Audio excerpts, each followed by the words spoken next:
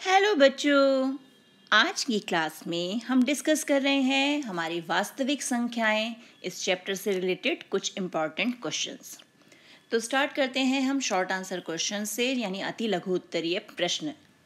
पहला प्रश्न है, किसी संख्या n को 16 से विभाजित करने पर शेषफल 5 प्राप्त होता है। यदि इस संख्या को 8 से विभाजित करें तो शेषफल डैश यानी क्या होगा।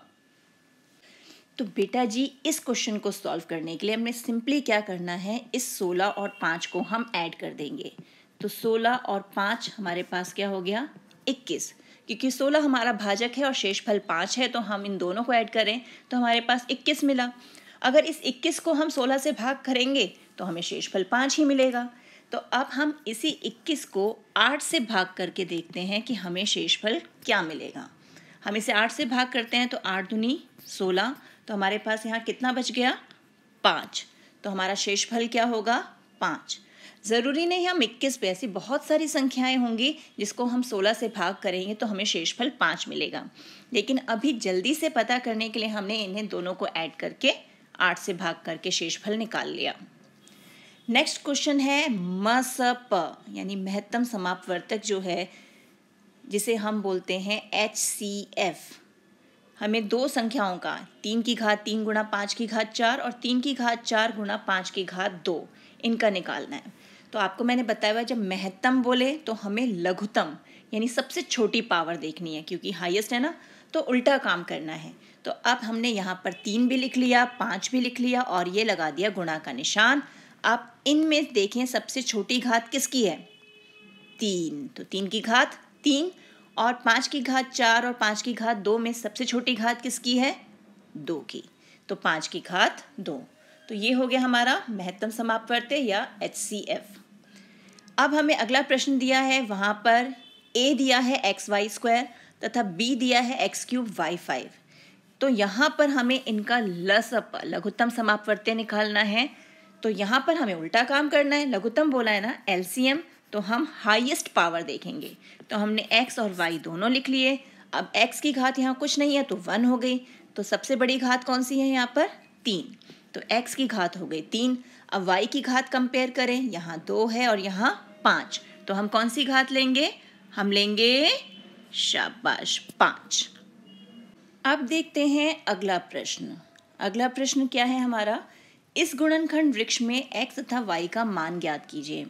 तो गुणनखंड वृक्ष को सॉल्व करने का तरीका मैंने बताया है। जब हम ऊपर से नीचे की तरफ आते हैं तो हम क्या करते हैं, भाग करते हैं, और जब नीचे से ऊपर की तरफ हमें वैल्यूज़ निकालनी होती है तो हम गुणा करते हैं।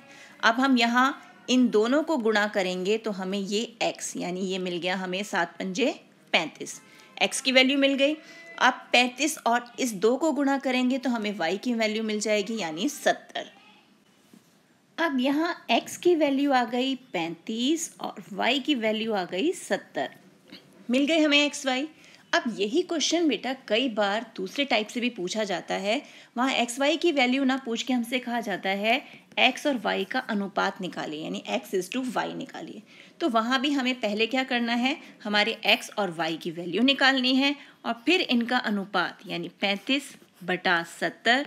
जब आप इसे हल करोगे तो आपके पास आएगा 1/2, जिसे हम लिखेंगे 1:2। यानी यही क्वेश्चन जो है दो तरीके से पूछा जा सकता है, फिगर्स भी बदल सकती हैं इसमें। नेक्स्ट पे आ जाते हैं। नेक्स्ट क्वेश्चन क्या है, यदि n एक वास्तविक संख्या है तो 25 की घात 2n माइनस 9 की घात 2n विभाज्य होगा।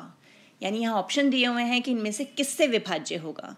तो सिंपली क्या करना है, यहाँ पर हम n की जगह वैल्यूज़ रख देते हैं। मान लो हमने 1 ले लिया और यहाँ भी 9 की घात 2 गुणा 1, तो ये हो गया 25 की घात 2 माइनस 9 की घात 2। हमें पता है 25 की घात 2 किसके बराबर हो जाएगा, 625 के बराबर, और 9 की घात 2 वो किसके बराबर हो गया, 81 के बराबर। इसको सॉल्व किया 544। अब हम चेक करते हैं, यहाँ पे हमें दे रखा है 16, 34, 16 तथा 34 दोनों या कोई भी नहीं। 544 को हम 16 से भाग करके देखते हैं। तो हम इसे 16 से भाग करें तो 16 तिया 48, यहाँ हमारे पास बचा 6, ये 4, 16 चौके 64, यहाँ पर आ गया। यानी आप देखो यहाँ पर 16 भी मिल रहा है हमें, 34 भी, यानी दोनों के दोनों जो हैं ये जो हमें जनरलाइजेशन दे रखा है, एक 25 की घात 2n माइनस 9 की घात 2n, इससे ये दोनों ही इसको विभाजित करेंगे। नेक्स्ट क्वेश्चन है, यदि 2520 और 6600 का महत्तम समापवर्तक HCF यानी जो है वो 120 है और लघुत्तम समापवर्तक यानी LCM जो है वो 252K है, तो K का मान ज्ञात कीजिए। अब हमें यहाँ पर दो संख्याएं यानी A और B दिया हुआ है, HCF दिया हुआ है, LCM जो है उसके साथ K भी दिया हुआ है, जिस K का हमें मान ज्ञात करना है। तो तरीका वही रहेगा जो हमारा फॉर्मूला है, LCM into HCF is equal to A into B। अब LCM कितना दिया हुआ है, वो दिया है हमें 252K और HCF है 120 और यहाँ संख्या है 2520 गुणा 6600। मैंने पहले भी बताया है कि इन क्वेश्चंस को सॉल्व करने के लिए ध्यान क्या रखना है, इन्हें मल्टीप्लाई नहीं करना, इन्हें गुणा नहीं करना। जो चीज़ हमें चाहिए, हमें K चाहिए ना, K को हम यहाँ छोड़ेंगे और बाकी संख्याएं एज इट इज़ रहने देंगे। और ये जो 252 है ये यहाँ आ गया डिवीज़न में और 120 भी डिवीज़न में। अब देखो, ये देखो कट रहा है ना, यहाँ पर आ गया 10 और इस 120 को भी हम काट सकते हैं, ये 0 और ये 0 कटा, 12 एकम 12, 12 पंजे 60 और 12 पंजे 60, यानी 55 गुणा 10। तो K की वैल्यू क्या हो गई, 55 गुणा 10 यानी 550, ये मिल गई हमें वैल्यू। आप देखते हैं नेक्स्ट क्वेश्चन। नेक्स्ट क्वेश्चन क्या है, सबसे छोटी अभाज्य संख्या और सबसे छोटी भाज्य संख्या के महत्तम समापवर्तय और लघुत्तम समापवर्तय का गुणनफल। तो अब इसे करने के दो तरीके हैं। हम सबसे पहले सबसे छोटी अभाज्य संख्या, तो वो हमें पता है 2 है क्योंकि 2 से शुरू होती है हमारी अभाज्य संख्या, और सबसे छोटी भाज्य संख्या, अब 2 के बाद 3 तो अभाज्य है, 4 वो हमारी भाज्य संख्या है। तो 2 और 4, या तो हम इनका पहले HCF निकालें, फिर LCM निकालें और फिर दोनों को गुणा करें। और दूसरा तरीका कि हमने एक रिलेशन सीखा हुआ है, HCF दो संख्याओं का गुणा LCM दोनों संख्याओं का बराबर है उन दोनों संख्याओं के गुणनफल के। तो हमें ये चीज़ निकालनी है ना, तो क्या करेंगे, सिंपली 2 और 4 हमने निकाल ही लिया है, छोटी अभाज्य संख्या और छोटी भाज्य संख्या, इन दोनों को गुणा कर देंगे, आंसर आ गया 8।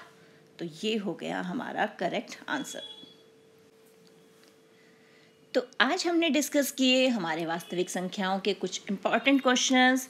ऐसे ही कुछ और क्वेश्चंस के साथ मिलते हैं एक और वीडियो में।